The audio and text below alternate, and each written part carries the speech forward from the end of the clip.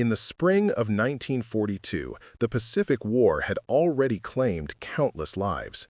The American pilots stationed in the Pacific were facing an enemy unlike any they had encountered before. Lieutenant Commander John Thach, assigned to VF-3, knew that the odds were grim. Reports from the front lines indicated that the Mitsubishi A6M Zero was a superior aircraft in virtually every respect. Unmatched maneuverability, speed, and firepower. The American fighters, primarily the F-4F Wildcats, were simply outclassed. By May, pilots were being lost at alarming rates.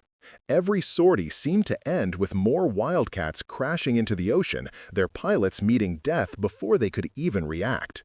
Thach had anticipated this long before the first bombs fell. As early as September 1941, intelligence reports warned that the American Air Force was at a severe disadvantage. The Zero could exploit the limitations of the Wildcats with devastating precision, often annihilating entire formations before they had a chance to mount an effective response. Thach, however, refused to accept that his pilots were doomed. He had spent months analyzing aerial combat reports and enemy specifications, trying to find any possible tactical advantage. The Zero's capabilities were terrifying. A climb rate of 5,000 feet per minute, a maximum speed exceeding 330 kilometers per hour, and a combat radius of over 1,200 kilometers. Against such performance, the standard American tactics of the time, rigid formations and individual initiative, were insufficient. The key, Thach realized, was coordination. He could not rely on the superior aircraft to win. He needed a method that leveraged teamwork and disciplined maneuvers. Using his kitchen table at home, he began mapping out potential formations and combat strategies with models of planes, markers representing pilots. For weeks, he experimented, rotating and repositioning each model, testing angles, reaction times, and coordinated turns. The goal was to create a system that could counter the Zero's advantages without requiring better planes or individual heroics. By April 1942, Thach's concepts were ready to be introduced to real pilots. Many of his seasoned VF-3 aviators Condors had been reassigned or lost, so he was left with a mix of veterans and newly trained pilots fresh from the States. He began an intensive training regimen, instilling the maneuvers until they became second nature. Each pilot had to trust his wingman implicitly, maintaining precise distances and angles during simulated dogfights. The technique required discipline, communication through visual cues rather than radios, and a complete understanding of how each maneuver affected both the attacker and defender. The principle was simple but counterintuitive. By linking two aircraft together in a weaving formation, a pair could cover each other's blind spots, creating a defensive network that would force the Zero to commit to one target at a time. As one plane was engaged, the other could attack the pursuer, effectively neutralizing the Zero's agility advantage. Thach's method, later known as the Thach Weave, was designed to turn superior tactics into a decisive edge, even against a technically superior opponent. In early June 1942, the first real test came during the Battle of Midway. Thach led 6 F-4F Wildcats to escort 12 Douglas TBD Devastators on a torpedo run against the Japanese fleet. The Devastators were vulnerable and slow, easily targeted by the Zeros, and several attacks were already underway before Thach arrived. As they approached the northern sector, a group of enemy Zeros engaged, outnumbering the Americans. Immediately, Thach initiated the weave. Each pair of Wildcats moved in coordination, trading positions to cover the torpedo bombers. Lieutenant Ensign Robert Dibb and Lieutenant Brian McUmber followed Thach's instructions precisely, maintaining the required geometry and reacting to enemy movements without hesitation. The Zeros, expecting an easy victory, were met with an organized counterattack. Thach's discipline turned the chaos of battle into a controlled environment, forcing Japanese pilots into predictable paths where they became vulnerable. The first successes were immediate. One Zero was lured into the weave, its pilot forced to engage Thach's wingman, while leaving itself exposed. Thach targeted the Zero's cockpit and engine, scoring decisive hits. Within 10 minutes, he had personally engaged and destroyed 3 enemy fighters. Dibb and McCumber accounted for additional zeros, collectively securing the survival of the Devastators long enough to withdraw. The engagement proved the validity of Thach's theory. Coordination, discipline, and precise execution could overcome technical inferiority. News of the tactics spread rapidly among American pilots. Fighters who had once been terrified of the Zero suddenly had a method to survive encounters. The Thach Weave became standard practice across the Pacific Theater, allowing inexperienced and veteran pilots alike to mitigate the deadly advantages of Japanese aircraft. Even renowned Japanese ace Saburo Sakai later acknowledged the effectiveness of Thach's methods, noting how the 2-on-1 maneuver constrained enemy options and forced American dominance through teamwork rather than individual skill. The first block sets the stage: the emergence of a superior enemy, Thach's recognition of the problem, his innovation at home using models and meticulous planning, and the first successful application of the Thach Weave in real combat. The foundation is laid for understanding how a single tactical innovation changed the dynamics of aerial warfare in the Pacific.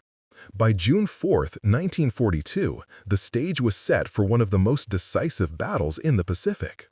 Lieutenant Commander John Thach and his squadron VF-3 were tasked with escorting 12 Douglas TBD Devastators on a torpedo strike against the Japanese carrier fleet. The situation was dire. The Devastators were slow, lightly armed, and highly vulnerable to the enemy Mitsubishi A6M Zero fighters patrolling the skies. The Japanese pilots outnumbered the Americans and were flying superior machines. Thach knew that this would be the ultimate test of his kitchen table strategy, and the success of the mission and possibly the survival of his pilots depended on flawless execution. Each pair of Wildcats practiced the weave over and over during the previous months, internalizing the rhythm and timing of the maneuver. Pilots such as Ensign Robert Dibb, Lieutenant Brian McCumber, Lieutenant Frank Starr, O'Hare, and Lieutenant Douglas Van Nostrand were drilled to respond instinctively, moving as extensions of each other rather than individual fighters. As the American formation approached the northern sector of Midway, the first contact occurred. A dozen Zeros swooped down from above, eager to intercept the vulnerable Devastators. The Zeros were aggressive, banking and diving with lethal precision. Thach immediately signaled his pairs to initiate the weave. The aircraft moved in synchronized patterns, each pilot anticipating the next move, creating a defensive network.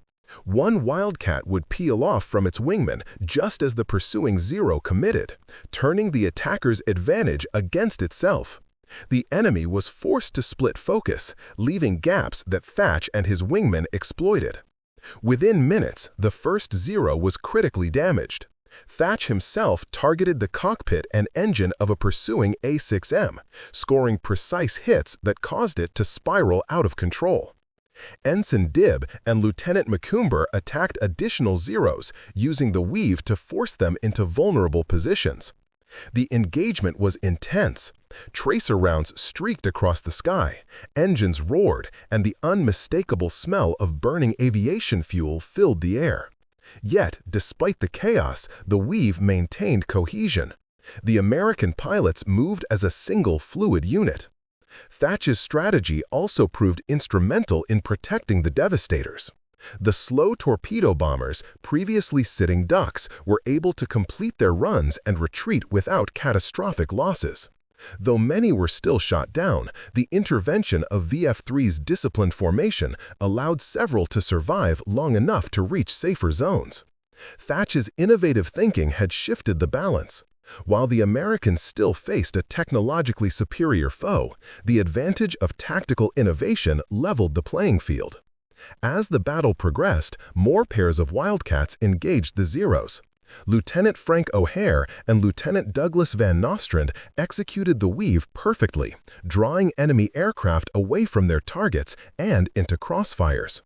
Even when Thach's own aircraft sustained minor hits from Japanese fire, the formation's discipline ensured that every pilot understood their role, maximizing both defense and offense. The principle was simple but powerful.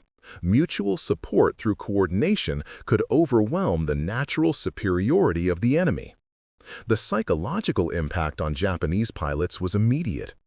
Aces like Saburo Sakai, observing the American maneuvers over Guadalcanal and Midway, recognized that the Americans had found a way to mitigate the Zero's advantages.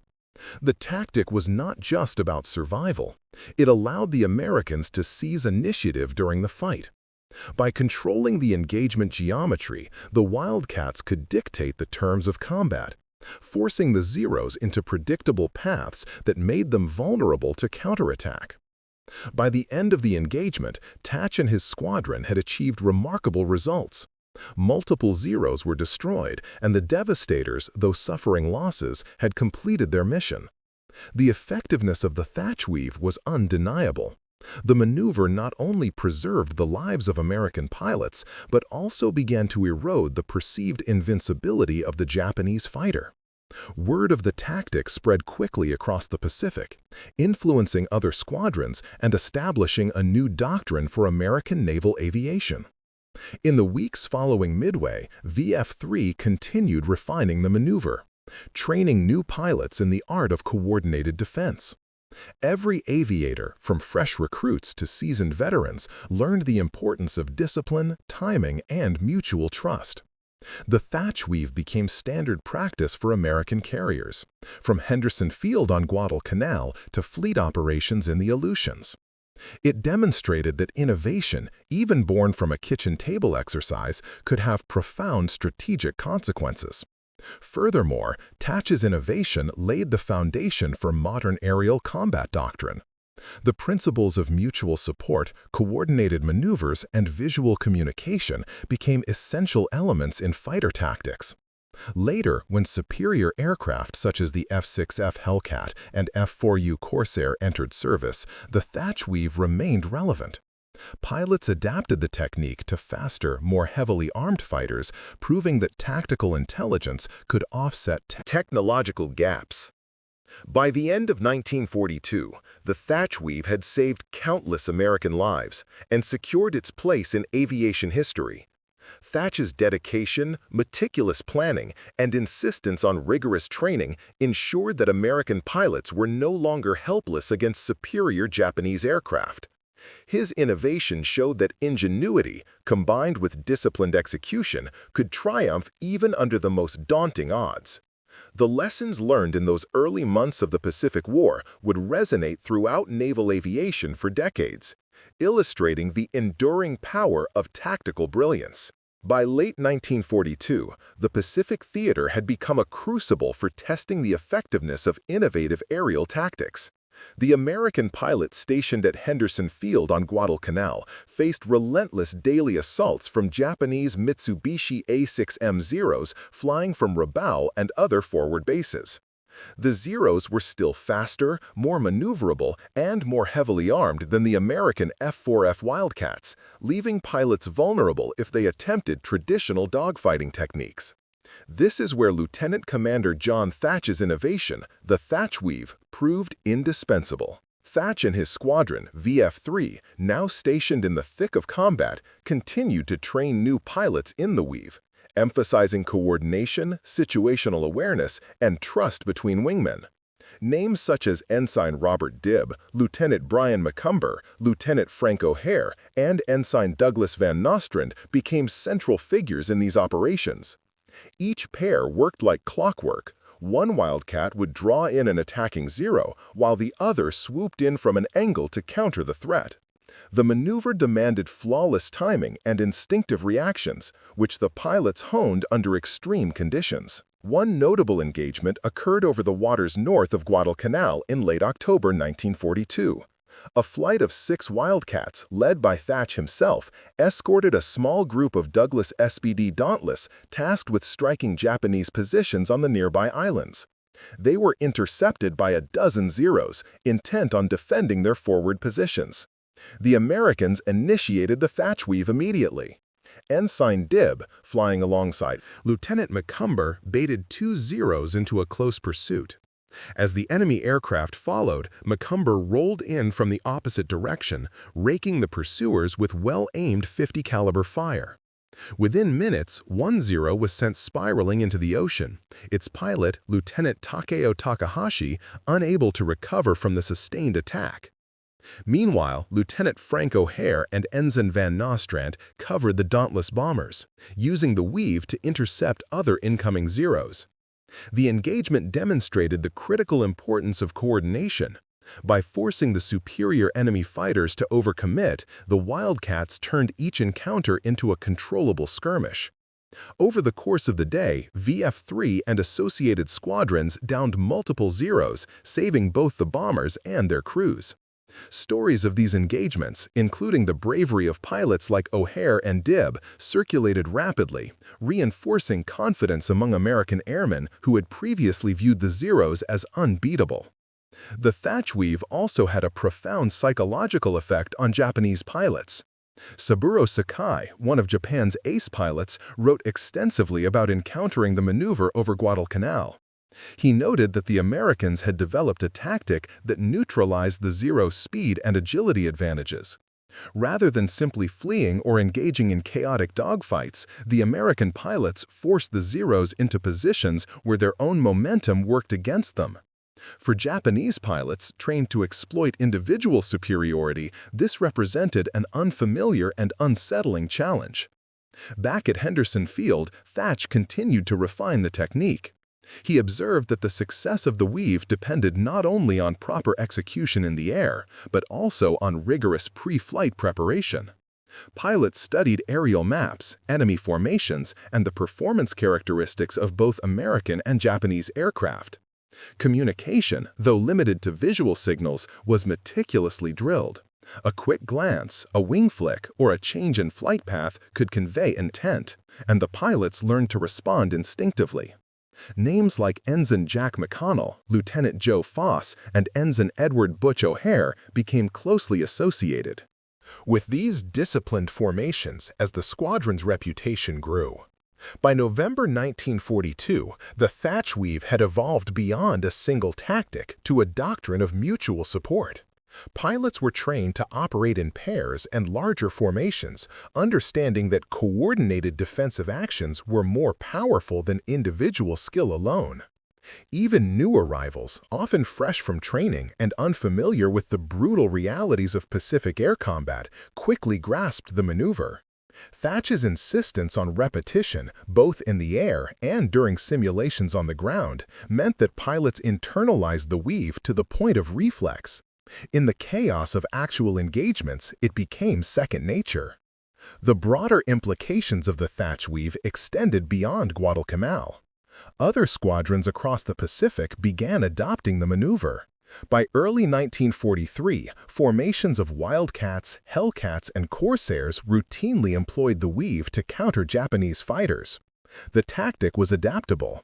Whether defending bombers, engaging in air-to-air combat, or intercepting enemy reconnaissance flights, the fundamental principle remained the same. Two or more aircraft supporting each other could create force multipliers that exceeded the capabilities of superior enemy machines. Perhaps most importantly, the Thach Weave saved lives. Pilots who would otherwise been isolated and vulnerable were able to fight back effectively, often turning the tables on attacking Zeros. The method proved that innovation, discipline, and training could offset technological inferiority. Thach's kitchen table experiments in California had been validated on the blood-soaked skies of the Pacific. Names like Ensign Dibb, Lieutenant McCumber, and Lieutenant O'Hare became legends not just for their individual bravery, but for their mastery of a coordinated system that amplified every pilot's effectiveness.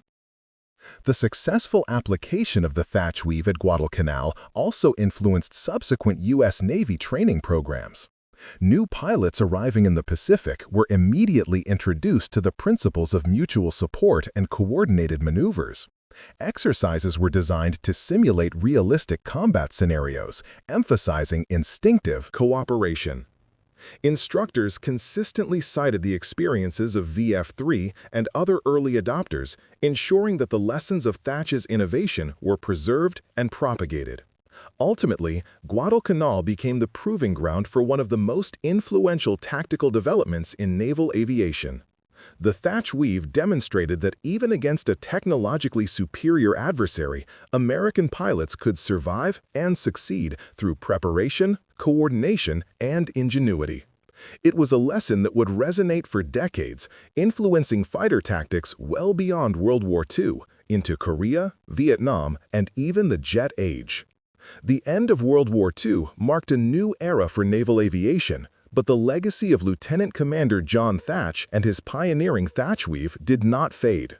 While technological advancements eventually produced superior aircraft such as the F-6F Hellcat, F-4U Corsair, and later jets like the F-4 Phantom, the fundamental principles of coordinated maneuvers and mutual support established during Guadalcanal remained a cornerstone of aerial combat doctrine. Thach's innovation proved that ingenuity and rigorous training could overcome material disadvantages. Unlike the superior Mitsubishi A6M Zeros, which relied on individual agility and pilot skill, the Thach Weave demonstrated that teamwork and synchronized actions could neutralize technological superiority. This lesson was not lost on military leaders and instructors in the post-war era.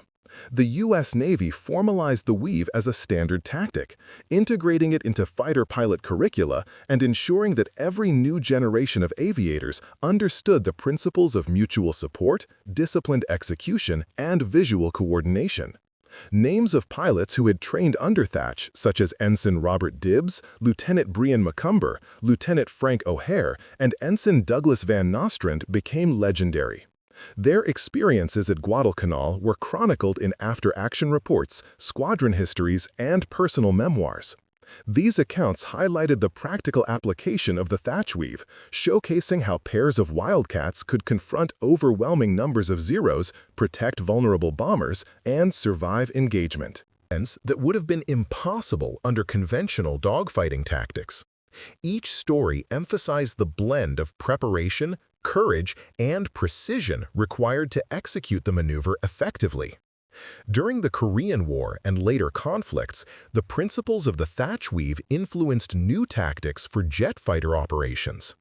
Pilots flying F-86 Sabres, F-4 Phantoms, and eventually F-14 Tomcats adopted modified versions of the maneuver for air-to-air engagements.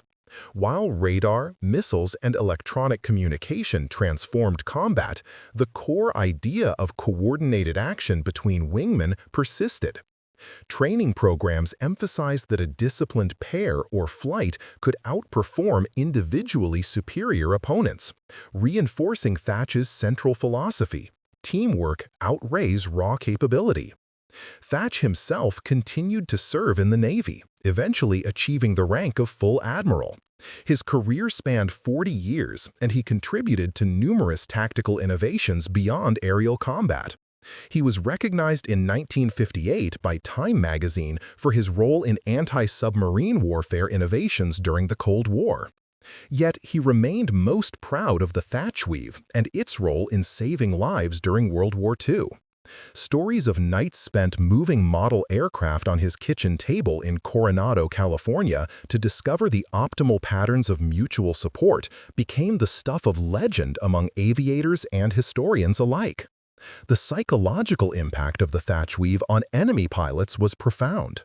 Japanese aces like Saburo Sakai acknowledged that American fighters employing the Weave disrupted their expectations of aerial engagements. The method systematically eliminated the Zero's numerical and maneuvering advantages, turning confrontations that should have been disastrous for Americans into manageable, often victorious encounters. By altering the geometry of aerial combat, Thach's innovation not only saved hundreds of American lives, but also inflicted a cumulative demoralizing effect on Japanese pilots over the course of the Pacific Campaign. The Thach Weave also influenced air combat doctrine beyond the United States. Allied air forces, including the British Royal Navy's Fleet Air Arm, studied the maneuver and adapted its principles for their own operations. The idea of pair-based defensive tactics became universal, illustrating that the innovation had relevance far beyond its original theater. Historians often cite the Thach Weave as a prime example of tactical ingenuity directly impacting operational outcomes. demonstrating how adaptive thinking can offset inferior equipment in high-stakes scenarios. Even in modern times, the legacy of Thach's work endures. Fighter jets such as the F-22 Raptor and F-35 Lightning II rely on coordinated tactics, integrated sensor networks, and mutual support principles rooted in the lessons of World War II. Pilots continue to train in pairs and flights, emphasizing visual coordination and cooperative maneuvers that echo the original Thach Weave. The philosophy remains clear. Superior technology alone does not guarantee victory. It is the combination of skill, discipline, coordination, and creative problem-solving that defines success in aerial combat. John Thach passed away on April 15, 1981, just days before his 76th birthday. His funeral at the National Cemetery in San Diego was attended by many of the pilots whose lives he had saved and inspired. In 1984, the Navy commissioned a ship named USS Thach in his honor, further cementing his place in naval history. However, his true legacy is preserved not only in monuments and vessel names, but in the tactics, training methods, and doctrine that continue to influence pilots worldwide. The Thach Weave serves as a timeless lesson in the power of human ingenuity. When faced with seemingly insurmountable odds, John Thach demonstrated that careful observation, rigorous experimentation, and disciplined teamwork could overturn technological disadvantages. For modern military strategists, fighter pilots, and historians, the story of Thach and his kitchen table experiments offers both inspiration and practical insight. Sometimes the solution to an impossible problem is already in front of you. You just have to see it clearly, organize it effectively, and execute it with precision. In summary, the Thach Weave did not merely represent a single tactical innovation. It embodied a philosophy that transcended World War II. It was a paradigm shift in aerial combat, emphasizing collaboration, coordination, and preparation over individual heroics. From the jungles of Guadalcanal to the skies of Korea, Vietnam, and beyond, the principles developed by Thach and executed by pilots like Dibb, McCumber, O'Hare, and Van Nostrand continue to shape air combat doctrine. It is a testament to the enduring power of human ingenuity in the face of adversity, and a reminder that innovation, even from humble beginnings, can alter the course of history.